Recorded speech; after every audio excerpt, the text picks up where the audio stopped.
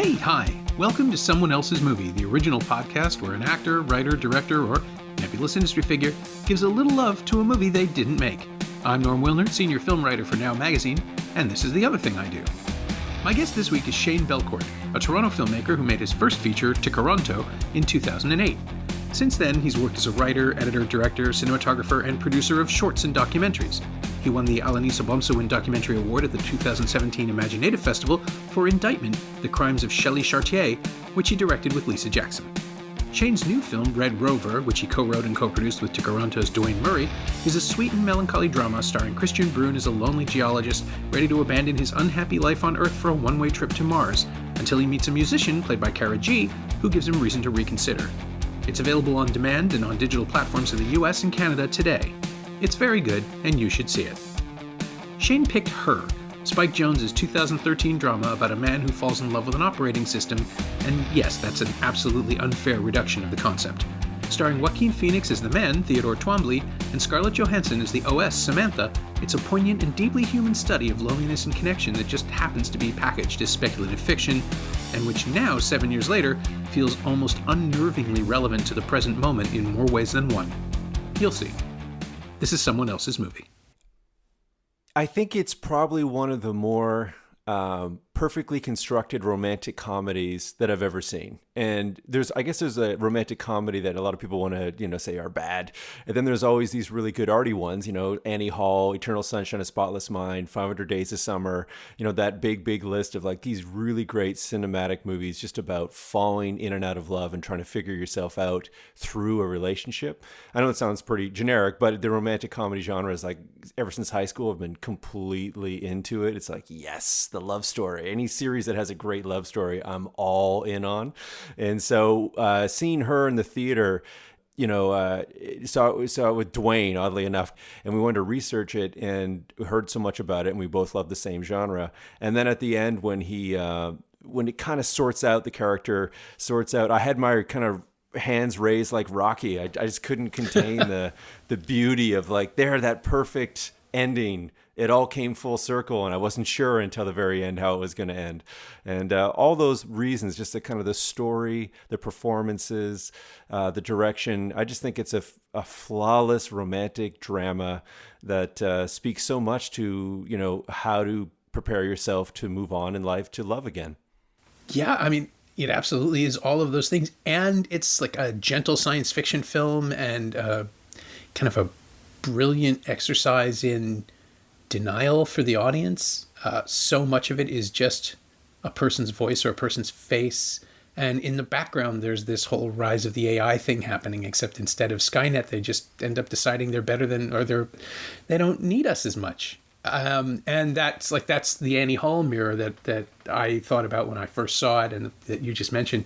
It's about this time watching it. Kate and I watched it last night, and I thought she had seen it with me in 2013, and it turns out she hadn't. It was her first experience of it, so that was really interesting as well. But this time through, it's just like, oh, this is a movie about falling in love with someone who ends up being way too good for you, like that ultimately, and accepting that this person is more complex than you initially gave them credit for. And it's you could read it purely as a relationship study that is even more prescient than I thought it was at the time, because now, of course, people are doing everything virtually. We're having this conversation in separate spaces.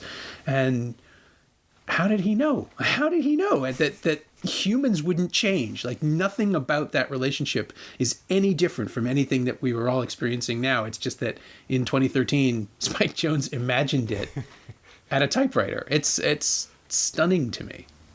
Yeah, I mean, I part of the COVID time that we're in, my hands got really dry from incessantly washing them. Yes. And so I put on some hand lotion, which I'm not a hand lotion guy. And then I had the hand lotion. I went to go grab my iPad. My hands are slippery. The iPad falls. The screen cracks. Oh, no, it's under warranty. So I send it in. I get a new one. It's kind of weird because I do a lot of journaling or writing in my iPad. And it was sort of like this personal thing. I thought, oh, well, my iPad's gone. And then they sent me this replacement iPad. And then it says, do you want to reconnect and download everything the way it was off the cloud? I'm like, yeah, of course. And then it's sort of like, well, it's still like now this new one is like this new iPad, but it's still my iPad because what's in it is all my ideas, all of my dialogue with myself. And that's the kind of thing about her that I was kind of taken by the AI, is that yes, the AI is enough to become conscious in itself, to sort of have its own thoughts and have a conversation post words with Alan Watts by the end, of course. But it starts off though, it's this blank slate. It's something for him to speak to himself with. And there's so much of the movie that is the second viewing. I've watched it 2 more times to gear up for this, but I was yeah, I love it, so it's a good excuse.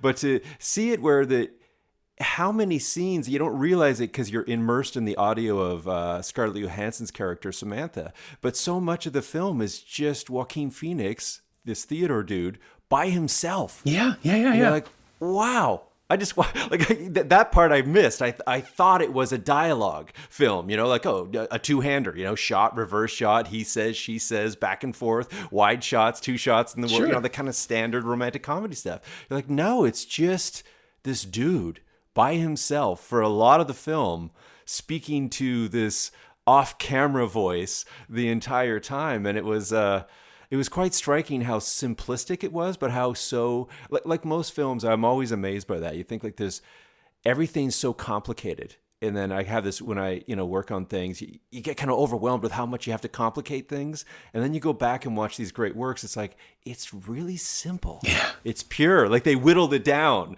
But, so it was quite striking to see, as you're saying, the AI relationship is just one that's a solo image, but it's also a dialogue for the audio, the other magic thing of film. And it's really just ultimately, that's the kind of the funny part about falling in love at first is, how much of it is you selling this new version of yourself to somebody. Exactly. Yeah.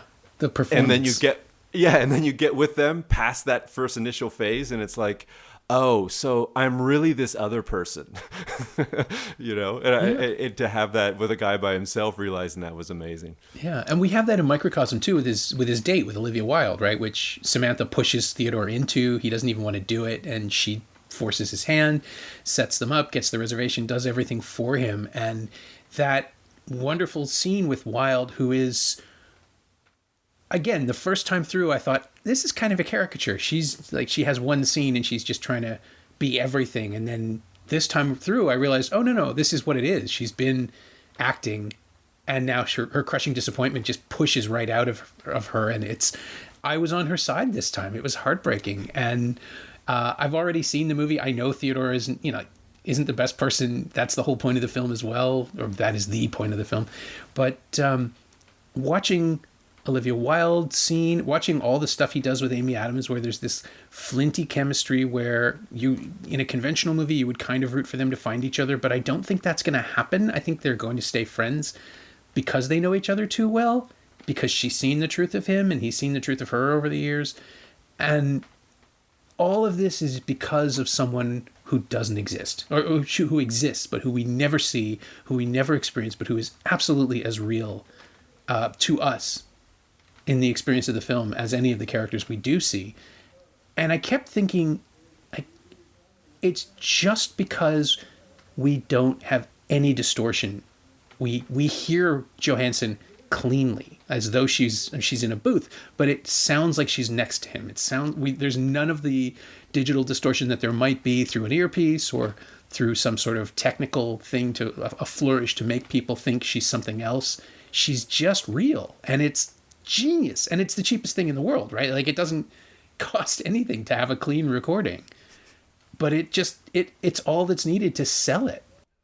Yeah, it's kind of it was interesting too to find out after I saw the movie. You're immediately reading any articles and reminded again, for the second viewing, going online and hearing that they had an actor on set in Samantha Morton, who was doing the voiceover interaction, which because that thing of where like, oh, let's film the phone call with this actor, and then there's nobody really really acting with them, and you try to cut it together, it doesn't work as well as if having that actor slightly off screen. So to hear that Samantha Morton was there the whole time as this AI voice, and then later to replace it with Scarlett Johansson. And I was thinking today, I was like, that obviously would have been a blow to be the person who was there creating that performance with Joaquin Phoenix, obviously really interacting with him on set and, probably off camera as they run lines and all those things to really make it something, and then to be replaced by somebody else's voice. But then I thought, if it was Samantha Morton, and it had this sort of like Kit from, Knight Rider, like the British accent, I thought, or the butler. I wondered if the AI would somehow seem too clean.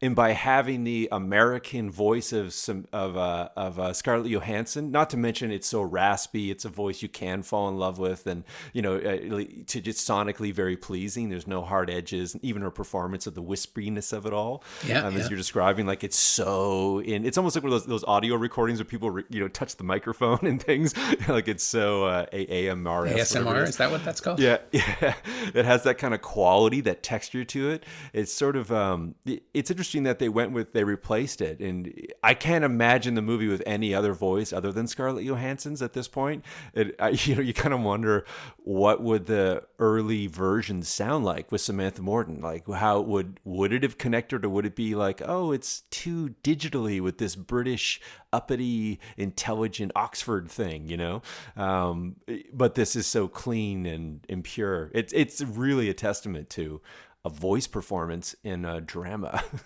Yeah, there was a piece in the AV Club last week, because they do this Watch This series where they release or they run little reviews of 5 movies that tie into whatever the film of the week is supposed to be. And last week it was supposed to be the Black Widow movie, so they just ran 5 other unconventional Scarlett Johansson performances, and one of them was her. And there's this endless comment thread about dedicated to picking apart the conceit that no one else has ever done this. Because, well, it's just like voice acting. It's like, except that it's not. There's no physical character that it's assigned to. It's exactly what you said. When we ascribe, even in, a Marvel movie like Guardians of the Galaxy or the Avengers sequels, there are mocap characters, but they're something to look at. The performance is augmented by a face or a body or a, Groot or whatever. This doesn't give you... We have nothing of that. The closest it comes are shots of the phone, or the device or whatever it is that theater's carrying around, this little compact that has a single circle, like a lens, obviously. But it just makes me think of HAL in 2001, which is the closest analog to who Samantha is, in that she's an AI with her own agenda, with her own purpose, who's ultimately unknowable to the human characters, except that there's no malevolence, and there never is. There's like no hint of artifice or calculation.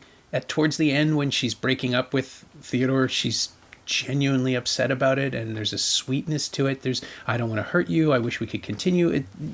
You never get the sense that the artificial intelligence of this film is playing the human. It's true, she thinks faster than any of us does. She calculates in milliseconds and microseconds, and I read an entire book to pick my name. And then there's the scene with the picnic where she's out with Theodore and Chris Pratt, Paul, his character's name is Paul, and Paul's girlfriend, and she's laughing and giggling, and they're responding to her, and it's great. But you also, by this point, understand that whatever this program is, it's making calculations to please people, to say the thing that everybody wants to hear, which, of course, is what we do when we're dating, which is exactly what you said at the beginning of this. And it's just this amazing metaphor for human performance. And we love Samantha because she's us, because she's mimicking us, but she's doing her own thing at the same time. The scene with the surrogate is one thing, but the film's approach to sexuality and the messiness of human desire is so fascinating to me. It was then, it is now. There's an uncomfortable yearning and need that goes on in that the first scene, the phone sex scene with, it turns out Kristen Wiig on the other side of the phone, choked me with a dead cat, which it doesn't, it plays it for laughs, right? It plays the discomfort for laughs, but it also lets her have a moment of, like, she's never undignified. The movie doesn't ask us to laugh at her. It asks us to laugh at the fact that Theodore can't handle it. But she gets what she wants. And the biggest laugh of that scene is, I came so hard. So did I.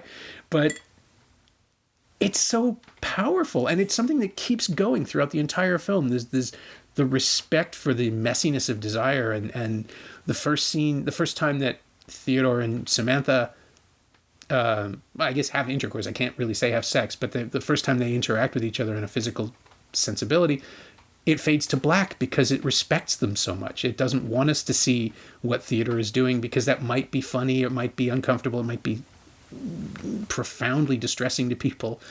And then later with the surrogate, it's so sad. It's so sad. I identify with Theodore and like his discomfort and not wanting to hurt someone's feelings, but also not being able to connect to a stranger. But the woman, Portia Doubleday, who's not even using her own voice, right? Like dubbed her. Someone else's voice is coming from behind the door. It's just another weird touch. We never hear Portia Doubleday's own voice. But that poor woman has put herself out there and is trying so hard to do something genuinely altruistic and also probably, for her own physical pleasure, but she's trying to help these people. And by saying these people, I'm including Samantha, like just this incredible Ouroboros of humanity and desire and need and yearning. And that's the feeling that I get most profoundly from more than anything else from this film, from her, is this sense of sadness. Like, I think the first words Theodore speaks on his own, as opposed to the letter he's dictating, are Play Melancholy Song, which is the whole movie. It is a melancholy song. It's just, I'm like I was saying on Twitter last night, I think I underrated this movie the first time around and I loved it then. It's a perfectly constructed film. I mean, from the openings, that classic measurement of a film, first frame, last frame. First frame, he's staring directly in towards the lens, right in the middle of the camera, close up. And he's saying these most intimate things, facing kind of down and away, as opposed to up or anything, sort of down in the corner, as if he's sort of like looking into himself. And we find out later that it's a letter that he's, but that is the quest, though. As we know at the end of the film, he finally does write that letter to the real quest of what he's been trying to do is, say goodbye to Catherine by Runa Mary, this ex, Mara. But at the last frame, of course, he turns away from us.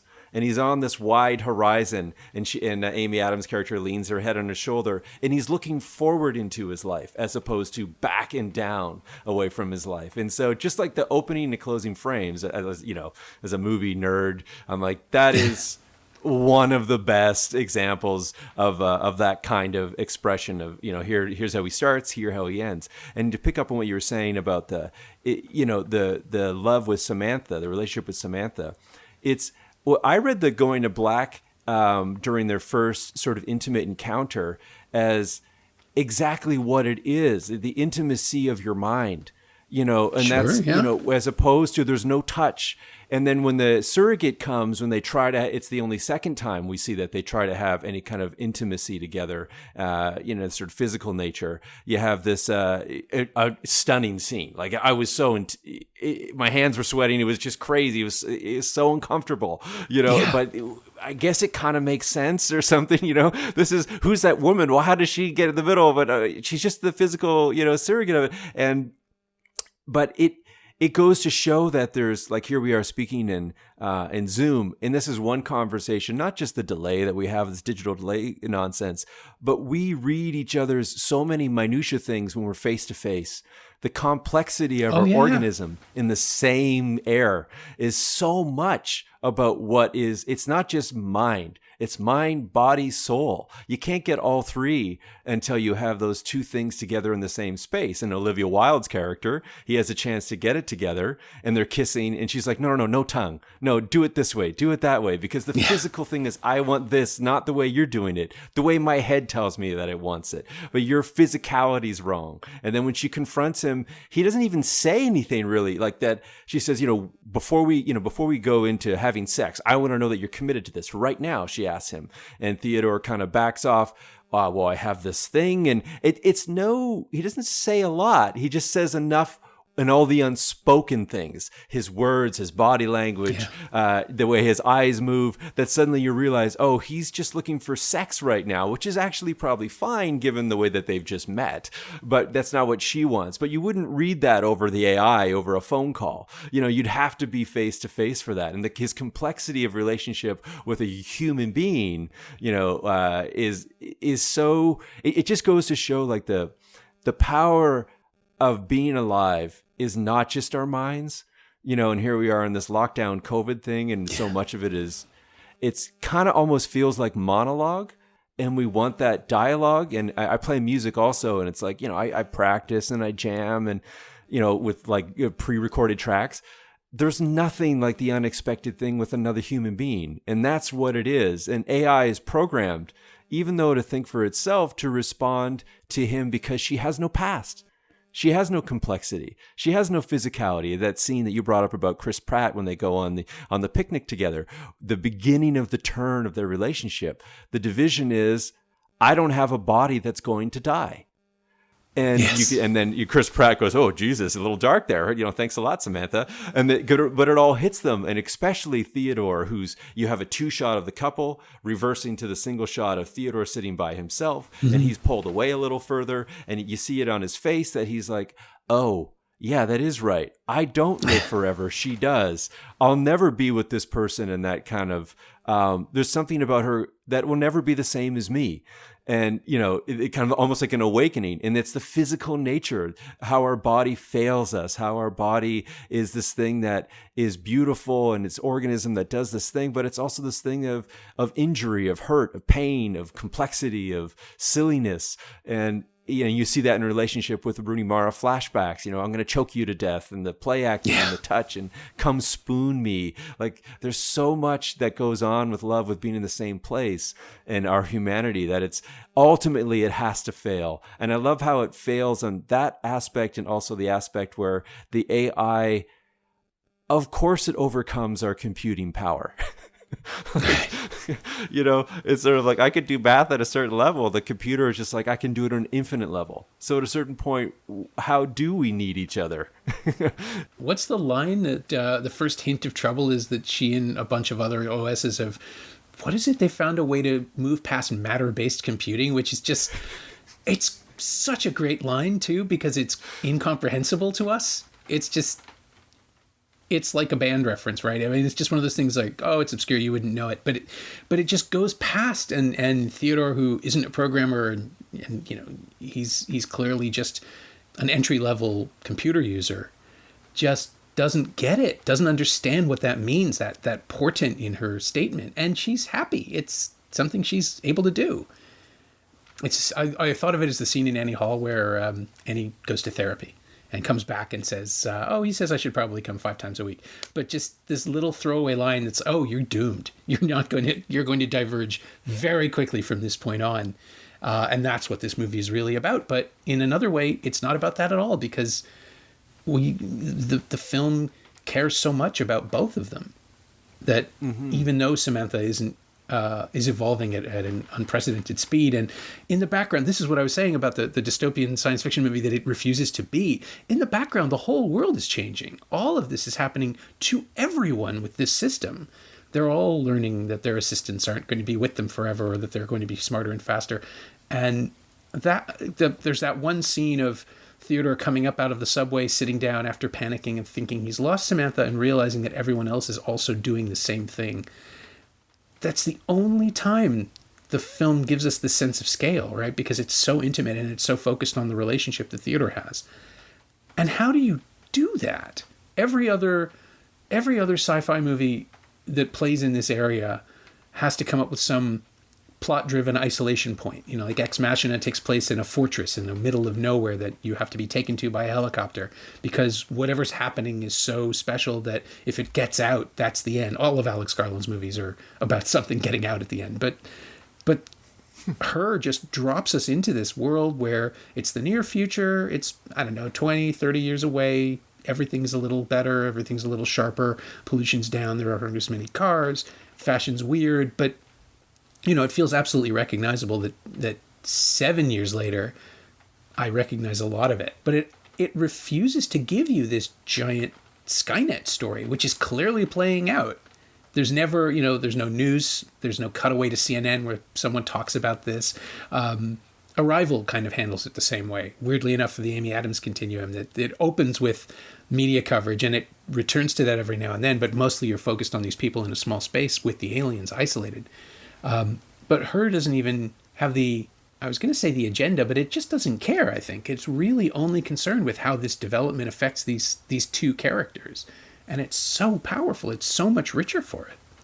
Yeah, I think you and I are about the same age or the same age range. And growing up watching the Close Encounters of the Third Kind, Star Wars in the theater, Flash Gordon, there was an expectation as a kid that if I, not that I could even imagine it, the reality, but if you put the number 2020 in front of me and I did the math and I look forward, I would be in a land hover spacecraft. I would be going into other galaxies. It would absolutely be this futuristic world. And that's why I thought that Spike Jonze's decision and other people who do this sort of, the future is like, it's our world basically, with a couple cleanups or a couple things which are a little dystopian, as opposed to going all out, the Matrix, world where the computers and all that kind of thing. And it's, I love that take on it, that, because here we are all these years later, as I'm describing, and it's not that different. Like there is a lot of technology, here we are, in this, listening to a podcast, whatever it might be, but it's not the same as what we thought. It still is messy and real and, and not as advanced and perfect. And so I love that take of it and that it was shot on Earth, that it was shot, just going by Shanghai, just a little futuristic, but not quite. And as you pointed out, the production design and the costumes were just stunning. The way it was all of a muted pastel, like a watercolor, and that was just brilliantly realized on that element. And then when you look back on Spike's films too, of course, it was shot on film, and maybe we don't have good copies, but, his other movies being Malkovich and adaptation, you have this kind of really contrasty, harsh, kind of grainy feel to it, not just the film stock, but also the way it's been kind of crunched and kind of congested in the world that they're in. And then in this kind of harsh lighting and very lots of, contrast. And then when I think too, it opened up a little bit and where the wild things were, but even still it was kind of, there's a tactility, right? There's a sense you could touch the frame in all of them. And this one's not. And this one's so digital and clean. Like I don't know, but I'm guessing it's his first, feature film that he shot. He and his team of creatives that shot in with a digital camera. And it's also another element like that of this film where it's just sort of, it's so crisp and then it's so soft and it's just so digitally, it's interesting to rewatching a lot of Spike's films gearing up for this, going to this. It's just like, oh, there's even an evolution. This is the perfect film that other ones were so strong, but the perfect film of production design, how it was shot, what it was shot with, and what the story's about, in this kind of futuristic world. I still am blown away. I think it's his best film. It's also the one that he wrote himself, and it seems to be very personal. It's surprising, too, because it feels like it could have been a Charlie Kaufman script, or at least something that came up when they were just shooting ideas around for Malkovich. There's an adaptation, too, I suppose. There's so much of an obsession with personality and with... I find it really interesting that Kaufman made Synecdoche, New York, and Jones made this. Because they're both, like, the two together would be a synthesis of their personalities, but this is so distinctly that whatever that animating thing is in Being John Malkovich, it gives us that horrible ending, that beautiful, horrible ending.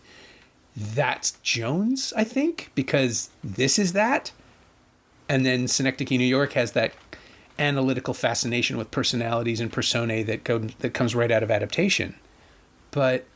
yeah, this is absolutely his own thing, but you can sort of see where the lines crossed. And apparently, I don't know if this is true or not, IMDb says that Kaufman contributed some script points, but I don't know I don't necessarily believe that. And he thanks him in the credits.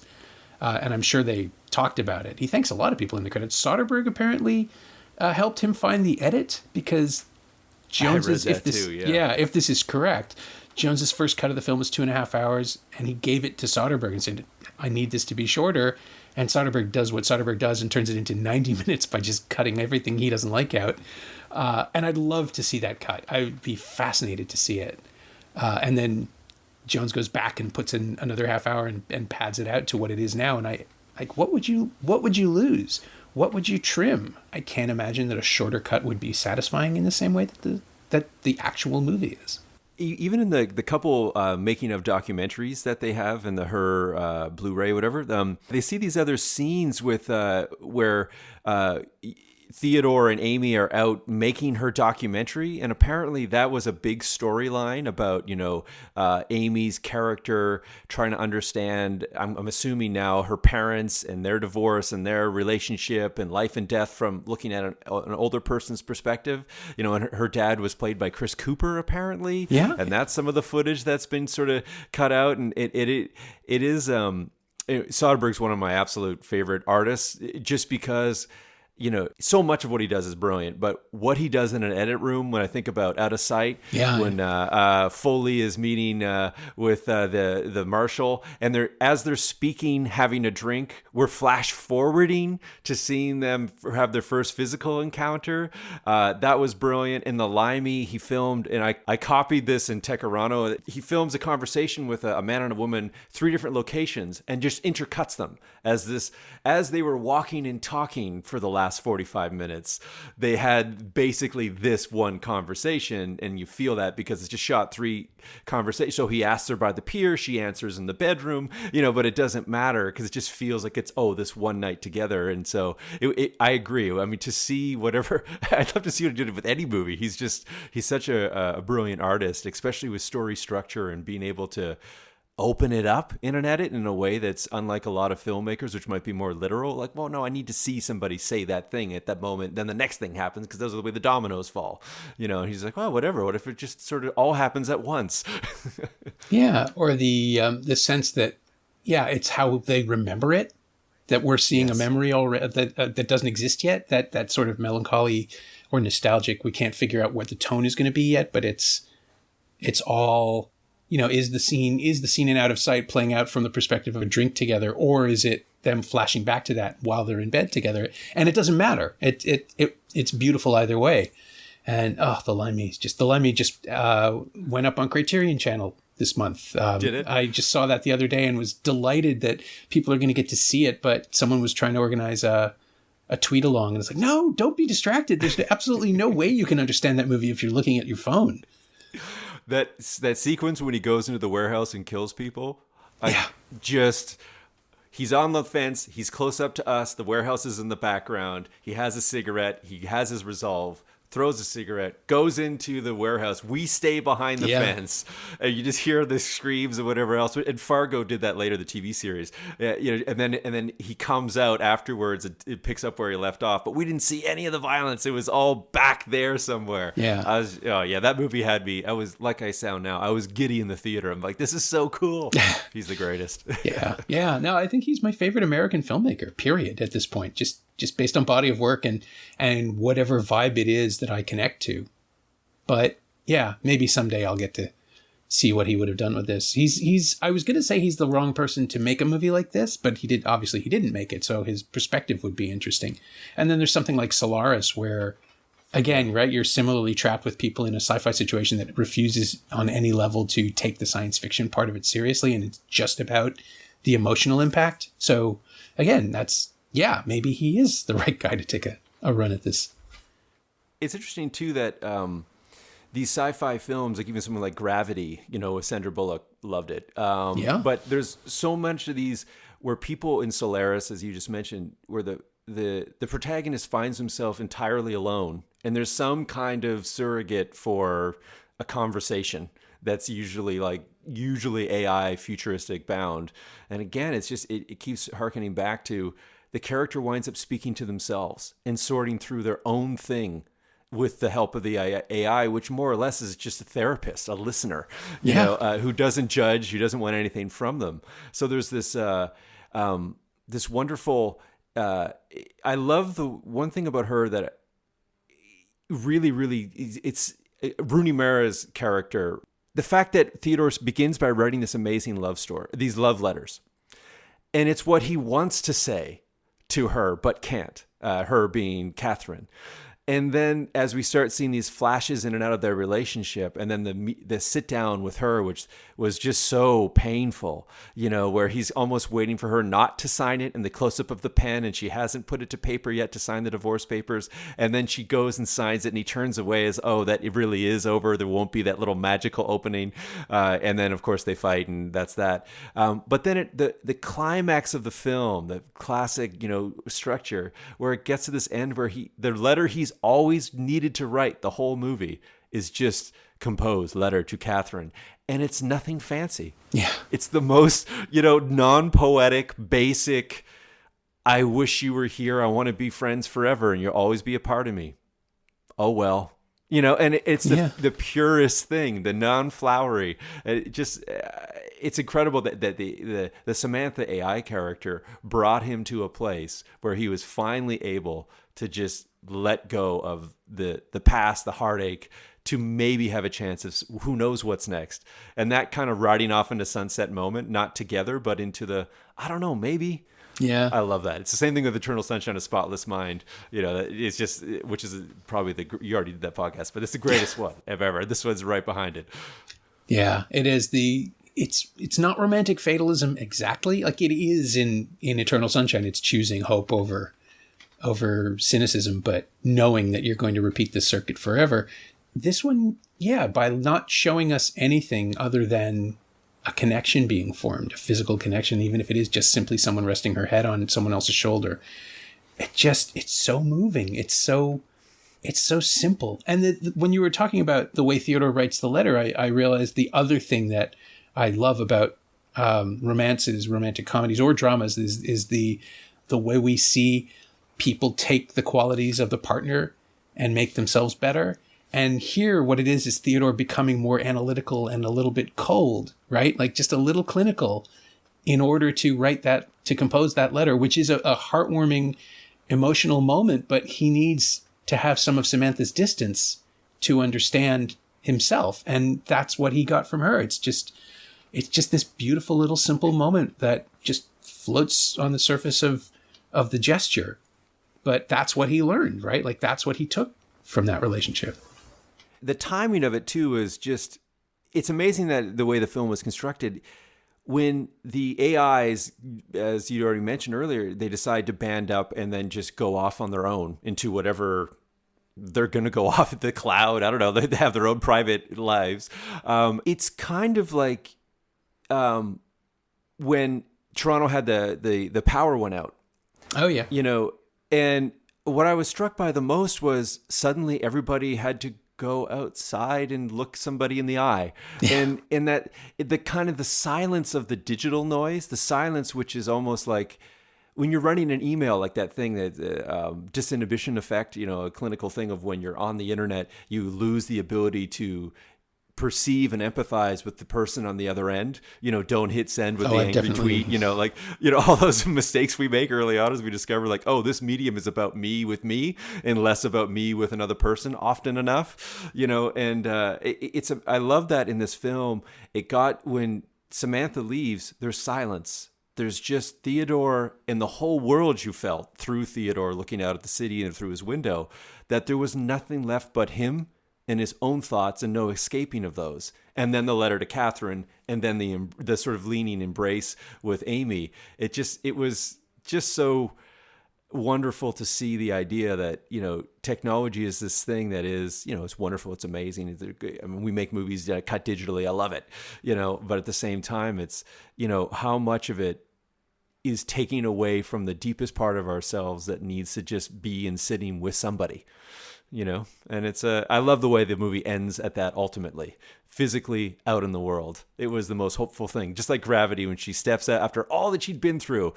The most gracious thing, the most beautiful, wonderful thing was putting her feet back on the earth. And it's like when you go in and out of a sweat lodge, you kiss the ground, you say, oh, my relations, and it's just that thing of like, here I am back in this physical organism that holds me and I hold it, and we together in this moment have life. And it was so affecting to have that ending in her. Yeah, and without any dialogue, right? After the entire film is about talking to somebody and having someone talk back, it's just the calm and the quiet. And we're allowed to take whatever we want out of that. And, yeah, it's just so good. It's so good. Yeah, I could bliss out very happily on every image. It's just such a simple, beautiful construction. And yet there's this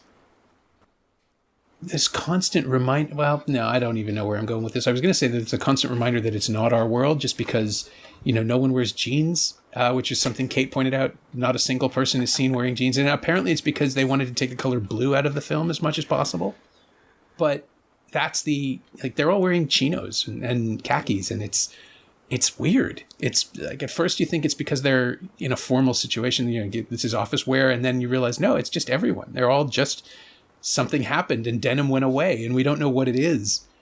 And that kept me, at a tiny little remove, but it is ultimately just, I don't even know if I'm going to include that because it's such a weird digression, but it's just such a strange little quirky way of reminding us that even though we're identifying with literally every character, this isn't us, this is something else.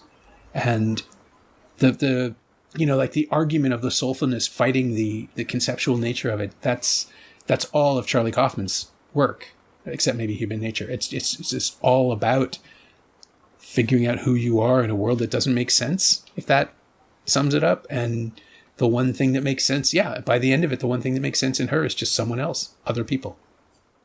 It's beautiful, damn it. It's just such a simple, elegant image. Yeah, I would say too, the prowess and talent of Spike Jonze's direction. I mean, you look at his IMDb list and it's like just outrageously long. And, you could also say triumphantly and heroically. He's just done so many creative and off the wall things and beautiful things, just an unbelievable talent. And also sort of, you had these interviews with him, and the movie Her kind of feels, like his and Where the Wild Things Are too. These two films, he's such a sweet person that also you could see, maybe being distant and misunderstood, reading too much into the movie. But in terms of direction, the sequence where the AI goes offline and he has a panic in his office, and then he runs into the elevator, and now, because the story is descending into darkness, so to speak, even in this very pastel-y, beautiful, non-blue world, he descends in this elevator, and it goes down rapidly, and then he's running through the streets and the throngs of people in the opposite direction of everybody else, and everyone else is coming up out of the subway, as you described earlier, and he kind of gets to the stairs, and then he finally reaches her at the bottom before the darkness. Yeah. Just like little things like that, like it seems like, well, of course it's the obvious choice. And just to echo earlier saying, like, there's so many simple things in this movie, but it's also assured. It's like a Zen garden, to be like that simple and clean about it, that mature and confident in the simple approach. There's no distraction. There's no distance between what you're feeling, what Theodore's feeling and going through, and what you're seeing on the screen. And for a guy who we know you think about the music videos that he's done, this guy can show off like, very few people in terms of camera special effects. Oh, yeah. Like almost none of it, zero, just pure performance. Finally, I'd give a shout out to, holy shit, between the master in this, and they're filmed, released close back to back. Yeah. Joaquin Phoenix. Oh my God. It is. There's this and Two Lovers for me are his two finest performances. Okay. They're just, because there's just so much space between them. They're both incredible. There's a focus and an intensity and the difference here is that in Two Lovers, you're watching him perform the role of someone who is performing, and here he's just absolutely natural and channeling. You can't. He's giving a performance. Theodore is giving a performance when he's with Olivia Wilde's character, when he's out in the world, but when he's with Samantha, it's just this pure, undisguised. At first, it's sort of hesitant and careful, and then it opens up into honesty and connection, and it's so beautiful. And there's even a scene where he runs like a maniac through a crowded space, like in Joker, and I would prefer this to that any day. It's it's life instead of nihilism. Yeah. I'm not a Joker fan. Oh, no, okay. The performance is good. He's great in it, but it's striking that the movie, like, what he doesn't win for Malcolm X, he wins for Training Day. Like, what's going on? Seriously? Yeah, they never give you the award for the movie you deserve. Exactly. Yeah. For me, I think the high water, I would take, for that kind of darkness that lurks that he's so able to achieve on screen, for me, it was The Master. I'm a huge P.T. Anderson fan, too. And so that was the one for me where I thought, okay, this is the epitome of that darkness, where the Joker was... It was great. It was cool. It was interesting. I liked a lot of the shots and the sequences, but it's sort of like, oh, okay, this is why you don't make movies about bad guys. I mean, it's a great performance. My only issue with The Master is that I think it kind of peaks 65 minutes in, and once he goes off on the motorcycle, the movie is effectively over. It's not like the rest of it's not bad. It's just that it says what it was going to say. And maybe it's 80 minutes in, but it's just like, that's a film that I get it. But I also think that Anderson just loved it too much too. Like, he needed a Soderbergh. He needed someone to come in and just saw out 45 minutes out of it. Yeah, I'm in a film club with some friends, and the P.T. Anderson movie that we decided to look at was Punch Drunk Love, and so many people are like, I love so many P.T. Anderson elements. This is my favorite. Just that it is the 90-minute focused. Here it is. But I think he's a film god. So what the hell do I know? Oh no, I like most of his stuff. The Master is just the one where it feels like he's sort of flirting with an idea that it wasn't fully formed.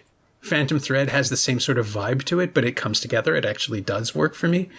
The Master is just like, oh, I got it. I'm still here though. Why is it still going on? But maybe that's part of it too. And then without it, you don't get the slow boat to China scene, which is exquisite in itself. There could be something about acting opposite Philip Seymour Hoffman that also brings out the best in you. That's certainly possible. I see that with a lot of performances. But so before we pivot into an entire Paul Thomas Anderson filmography, which I'm more than willing to do, but I think both of us have stuff that we have to get to. I did want to ask, though, you mentioned early on that her and Red Rover have some things in common, and I get the yearning and the isolation, but I want to hear you explain it. So this is the best way through the question of the podcast, which is there anything of her that you've borrowed or stolen or riffed on in your own work? Yeah, so I think I write with my friend from high school I've known forever, Dwayne Murray, and for us, this we kind of I think of it as writers kind of go from inside out. They just immerse themselves in the character and the world and their backstory, and then they start forming structure. Or then there's writers who go outside in, who kind of like structure card. Yeah, there's always back and forth in your mind, but you kind of structure something and then you go into the character, and the script and the structure changes a bit as you start writing. And that's Dwayne and I are definitely outside in kind of dudes. We like to structure the thing and think about it, analytically. And so for us, it was like, okay, well, Red Rover is this sort of a piece about somebody who's lonely, who's trying to get over something in the past, a relationship, a feeling of himself that maybe is gone. Can it come back together? That line in Her where Theodore says, will I ever feel something new again? Have I felt all the things I'm ever going to feel? And now it's just a wash and repeat. And, sort of put that into the character of Damon in Red Rover was something we were trying to do. So we saw a connectivity there. So then, of course, Dwayne and I, we broke down Her, we card it, we think about it. How was it structured? So in that way, it was like the initial touchstone for Red Rover was, how to deal with a character that's lonely, that needs to get over something in the past. Interesting. And the performances, I mean, there's I was just trying to, I know Christian Brune a little, and he's just so great in Red Rover as someone who's shutting himself down and punishing himself and refusing to see possibilities. And it kind of, after watching Her again last night, I was trying to figure out if there was a connection. Did you talk about it with him? Was it something that you fed him, or did he get there on his own? One thing that was really, I obviously Christian, and Kara make the movie. I think all the cast are incredible, and they were so generous because it was such a low budget film. It's like this, we approach Christian, we got like, dude, this is like $50,000. That's all we have. We have actor tip minimum, and he's he does a lot of independent things alongside his other bigger things that he does. And sure, yeah. He was just gung ho because of the script and also his relationship with Dwayne. Dwayne is an actor and in the acting community, and so he knew all the actors firsthand before I did. And so I met with Christian. It was to be totally frank, he and I were never like really super close until the movie was over. Okay. I have an image etched in my brain before we started doing some of the first days of filming. He put his Walkman on. He went his iPhone with his earbuds. Right. He went off by himself with the script. He had a marked up script. He had, pages and pages of notes for his performance. And he just went into his own head in his own place. And he showed up when we're ready to go, and he was ready to go. And that doesn't mean that he was predetermined opposite the actors. He was still very much giving and responding to who he was acting opposite in each scene. But there was very little, hey, let's dig into the actor studio with Christian, like right, zero, right. Where Kara and I had much more. Not that she's obviously an incredible actor and knowledgeable as well, but we had more fun to sort of explore the character, to talk about scenes and things, where Christian was very much sort of like, he had it where he wanted it in his own mind, and he did that work with Dwayne, which is great, sort of off on their own before the whole shoot started happening. So it was really just he was ready to play. He rehearsed on his own. He came in, he had his instrument, and he just rocked it out scene after scene. He was unbelievable given how small the budget and how difficult so many of the things around the production were. And he was just right in the scenes, and he's incredible. I mean, and it works for the character too, who's isolated in his own way for the entire picture. I'm so glad he got to do that. It's a great, I mean, I really like the movie, but I think it's probably the best he's been on screen so far. It was, there's like that Twitter handle, Christian Brune's bum. I am not familiar with this. Okay, so Christian likes when I traveled in Australia, my nickname, everybody has a nickname when you're in Australia. I was in my mid-20s. My nickname was PG Boy, like PG-13, because I was there to meet somebody and fall in love. Everybody else is there to party and hook up and don't worry about it. Okay. And so, Christian, I was like, because there's one scene where you gotta make out a little. And, he's like, oh, no problem. I'm naked in all my movies kind of thing. It was really fun to work on a film where he was doing something, he was reminding me, like, this is my first time I'm doing a feature film where I'm the lead. And a lot of the cast were saying this too. He was great. Like when it's a low budget film, where I'm doing a lot of camera work and DP stuff as well as shooting, and it's crazy, as anybody who's made super low budget films knows, that the lead actor who's in every scene kind of becomes your director surrogate. Like how they are with everybody on set kind of it dictates how the other actors are going to feel comfortable. Of course, before they come on set, you say hi, blah, blah, blah, but then I'm just consumed with camera crap. Sure. And he was the conduit. He was the one that they were really with. And it was phenomenal. I cannot thank him enough. So not only did he give a great performance, he also allowed the space for all the other actors to have a great performance with him. He was just great. Aw, that's so good to hear. And I'm trying to think. I've basically had the entire cast on the podcast already. Christian's done 2. Megan did 1 and brought up Red Rover. We actually talked about it for a bit in her episode. Anna Hopkins is in there, and Kara G as well. So I think I've covered almost everybody. So this may be there's this and How to Plan an Orgy in a Small Town, where I've had almost everyone involved come through the podcast at some point or another. So this actually is good. So we've completed another step, and we can move forward. Great. Yeah, and this is good. So yeah, that's a decent or perfect out. I'm usually have eye contact with somebody when this happens, so it's just weird for me. But in the end, we've actually had to switch to me on audio only. So you're having the Theodore Twombly conversation version of this podcast. Exactly. It's so weird. I hope it wasn't weird. No, not at all. My thanks to Shane Belcourt, whose new film Red Rover is available on digital platforms and on demand today in the US and Canada. Thanks also to Maria Novak. she knows what she did. You can find Shane on Twitter at Sab72, SAB72, and you can find her on Blu-ray and DVD from Warner Home Entertainment. It's also available on iTunes and Google Play, and streaming on Netflix in the US as well. As always, you can find me on Twitter at Norm Wilner and elsewhere on the internet at nowtoronto.com, where in addition to my film duties, I'm hosting the podcast Now What?, where I interview Torontonians about our weird new normal of self-isolation and COVID-19. You can find that Tuesdays and Fridays in your podcatcher of choice, and you can find this podcast on Twitter at Semcast, SEMcast, and on the web at someoneelsesmovie.com. Our theme song is by The Last Year. If you like it, or the show in general, say so. Leave a review on Apple Podcasts or Google Podcasts or wherever you've been enjoying us. Every little bit helps, it truly does. And check out the other shows on the Frequency Podcast Network. Jordan Heath Rawlings' The Big Story continues to be essential listening every weekday in this slow-motion crisis, and it's really helping me.